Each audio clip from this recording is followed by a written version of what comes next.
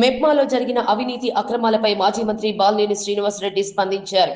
గత ప్రభుత్వంలో జరిగిన అవినీతితో పాటు ప్రస్తుత ప్రభుత్వంలో జరిగిన అవినీతిపై సమగ్ర విచారణ చేసి బాధ్యులైన వారిపై కఠిన చర్యలు తీసుకోవాలని డిమాండ్ చేస్తూ ఒక ప్రకటన విడుదల చేశారు. ఒంగోలు మెప్మాలో జరిగిన అవినీతి అక్రమాలపై నిగ్గు తేల్చాలని మాజీ మంత్రి బాలినేని శ్రీనివాసరెడ్డి డిమాండ్ చేశారు. గురువారం బాలినేని ప్రకటన విడుదల చేశారు. ఈ సందర్భంగా బాలినేని విడుదల చేసిన లేఖలు పేద మహిళలకు చేయూతనందించడానికి కేంద్ర రాష్ట్ర ప్రభుత్వాలు మెప్మాను ఏర్పాటు చేశారని అన్నారు. కానీ కొందరు అధికారులు, సిబ్బంది, రాజకీయ ప్రతినిధుల అండతో అక్రమాలకు పాల్పడడం సిగ్గుచేటన్నారు. ఏ పార్టీకి సంబంధించిన వారైనా అవినీతి అక్రమాలకు పాల్పడిన వారి పేర్లు వెల్లడించాలని డిమాండ్ చేశారు. అలాగే చట్టపరంగా చర్యలు తీసుకోవాలని ఉన్నతాధికారులను కోరారు. ఎంతటి వారైనా ఉపేక్షించవద్దని కోరారు.